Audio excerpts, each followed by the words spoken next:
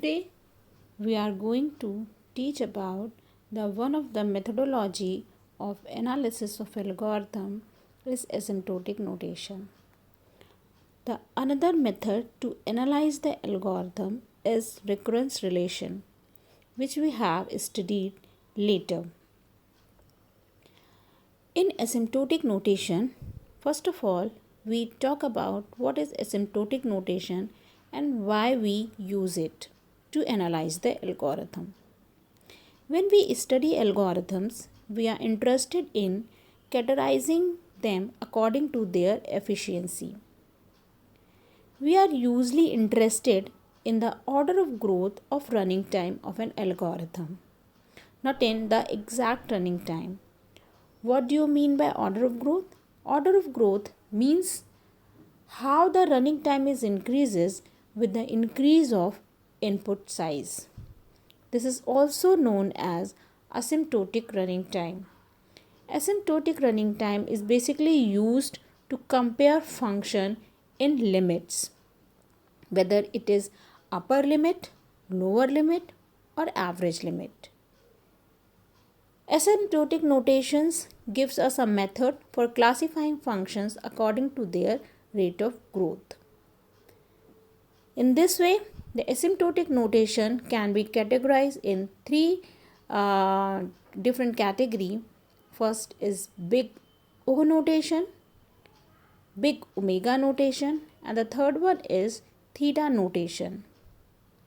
Let me talk about the big O notation.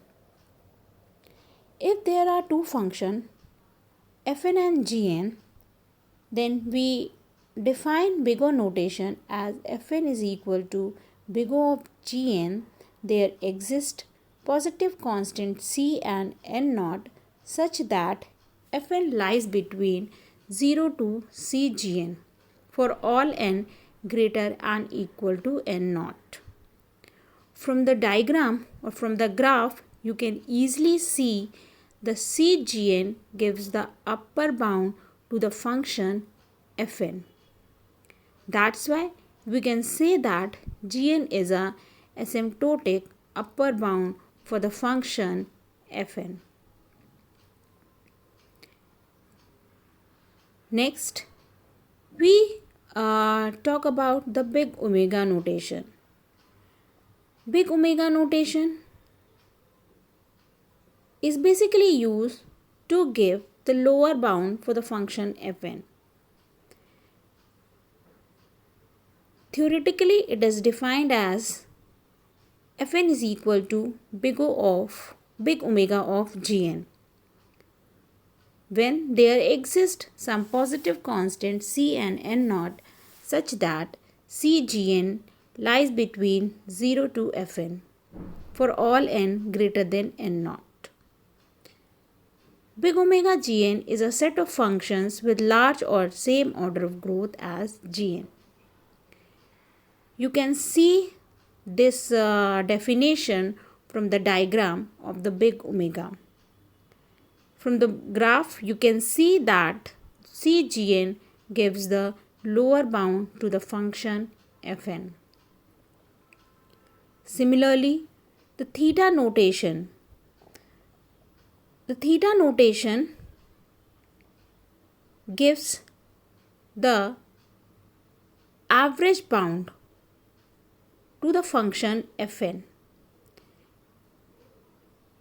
If there exists two positive constant function fn and gn and fn is equal to theta of gn, then we can define that fn lies between c1gn and c2gn, where c1 and c2 are two positive constant and n is greater than equal to n naught.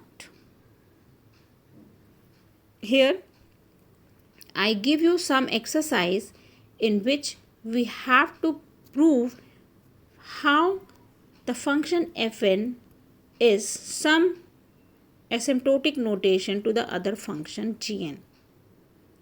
I have already solved these questions in the class. So let's we talk about the another methodology to analyze the algorithm is recurrence relation.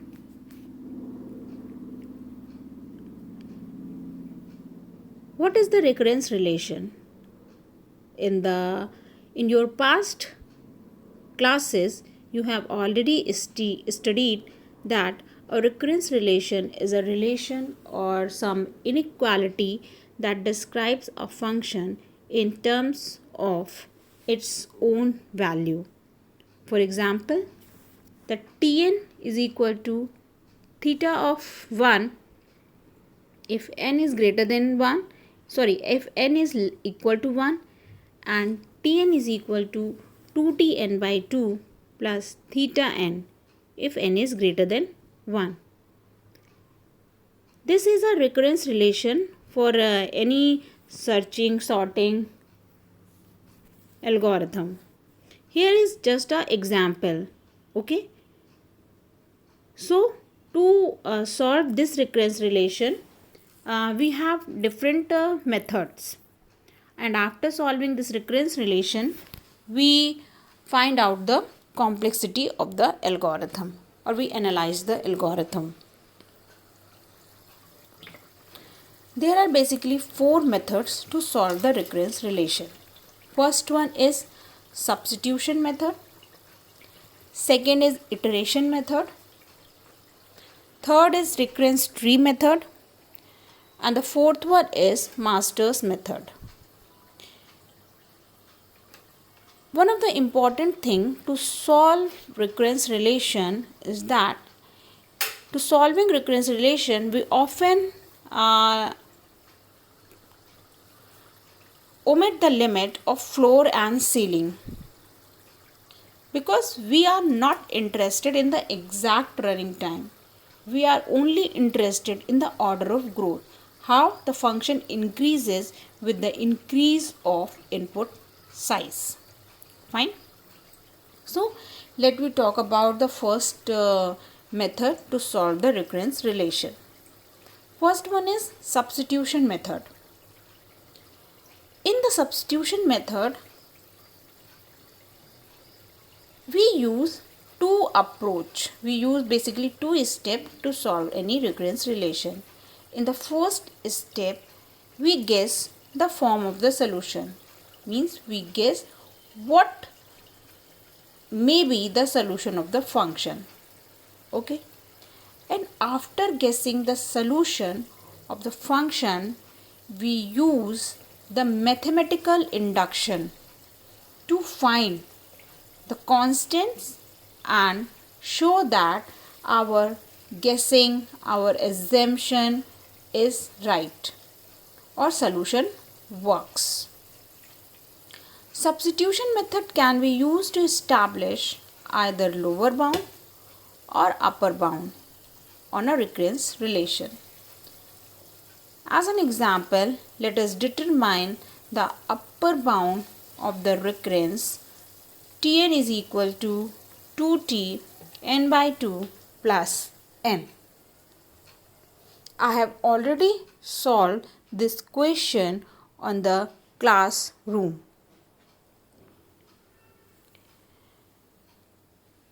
I am just giving you an overview. For example, let we guess the solution of this recurrence relation is big O of n log n.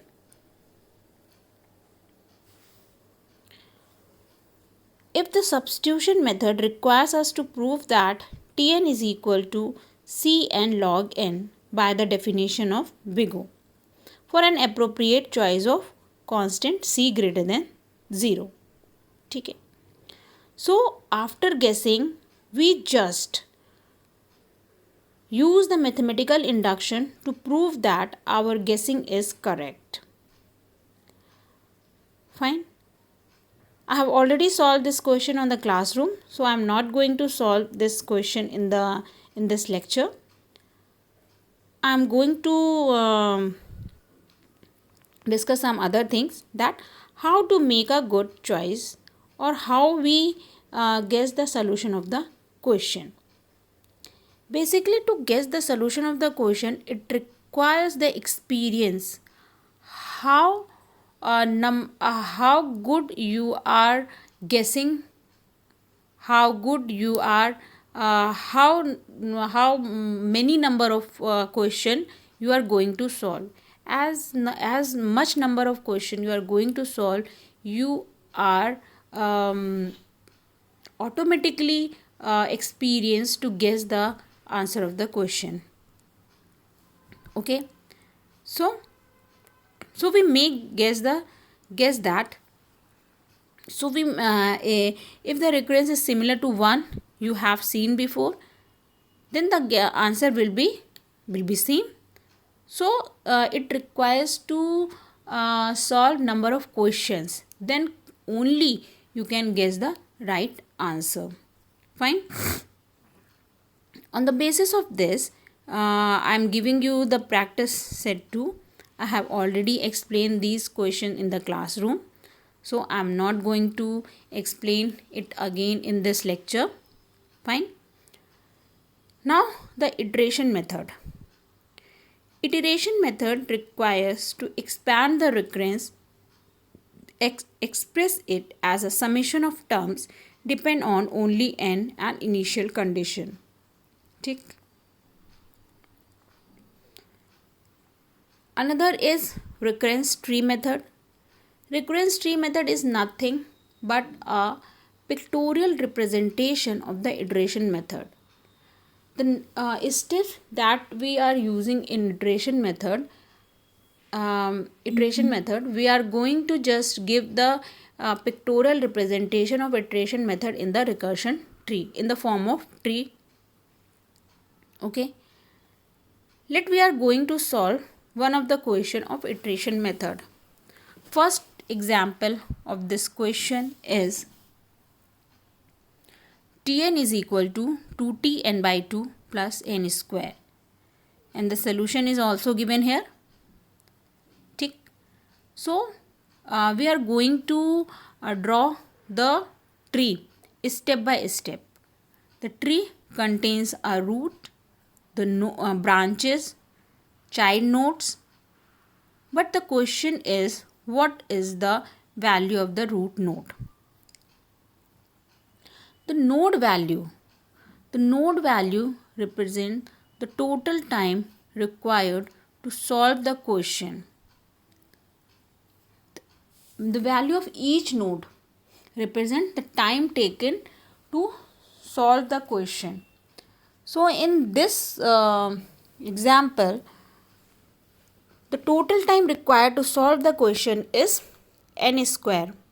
I have already explained this equation in the classroom, that what does it mean, what is 2, what is tn by 2, and what is function n square. I am again going to explain it. This recurrence relation is equal to at n by b plus fn, where a is the number of sub-problem that a problem is to be divided. N by b is the size of each sub-problem. And Fn is the time taken to solve the problem and to get the solution. So in the first step, we make the root node, and the value of the root node is n square. Clear? Now we are going to draw the child node, left child and right child.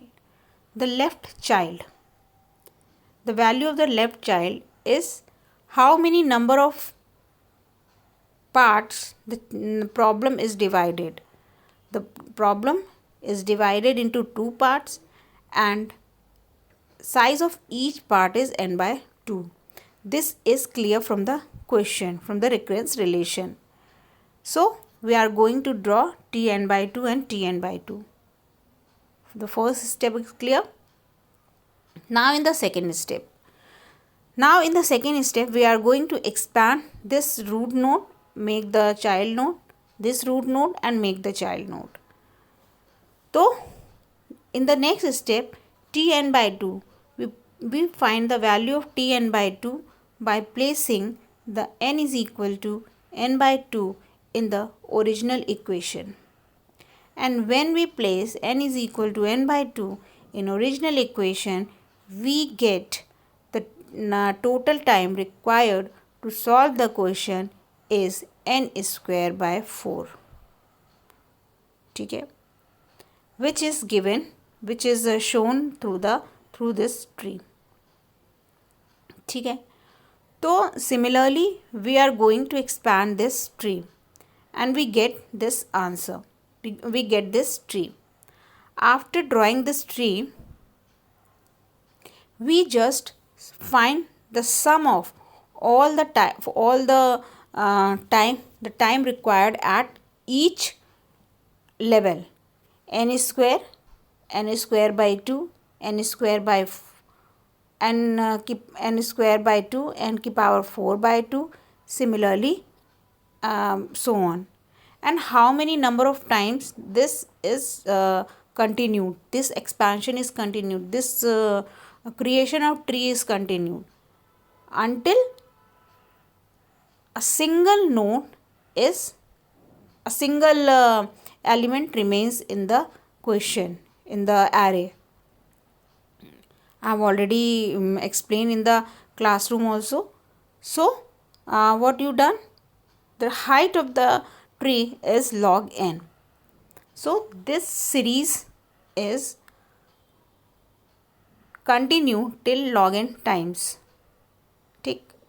And for the simplicity of the question, to make the solution simple, we assume that log n is infinite, and we place the inequality greater than equal to.